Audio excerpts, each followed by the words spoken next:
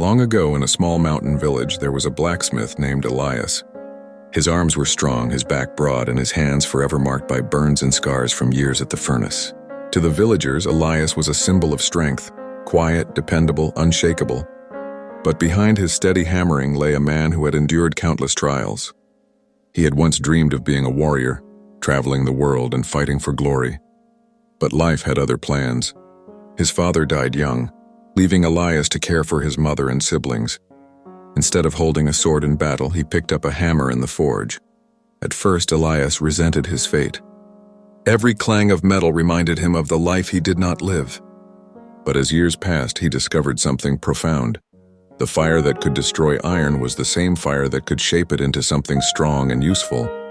One day, a young man from the village visited Elias. The boy was restless, complaining about his hardships, poverty, rejection, and endless failures.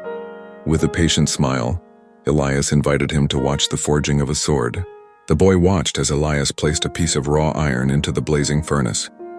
The fire roared and the metal glowed red. Then Elias hammered it again and again, each strike echoing through the room. When the boy flinched at the violence of the blows, Elias said, "Do you see? The iron cannot become a sword unless it passes through fire.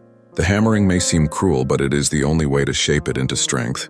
The boy was silent, watching as the metal slowly transformed. Elias quenched the blade in water, steam rising like a ghost in the air. Finally, he held up the shining sword. "Life," Elias said, "is not much different. Fire is your hardship. The hammer is your trials. The water is your rest. If you endure them all, you do not remain raw. You become unbreakable." The boy left that day with new understanding. And though Elias never became a warrior on the battlefield, he realized he had been fighting a greater war all along, the war within himself. And he had won.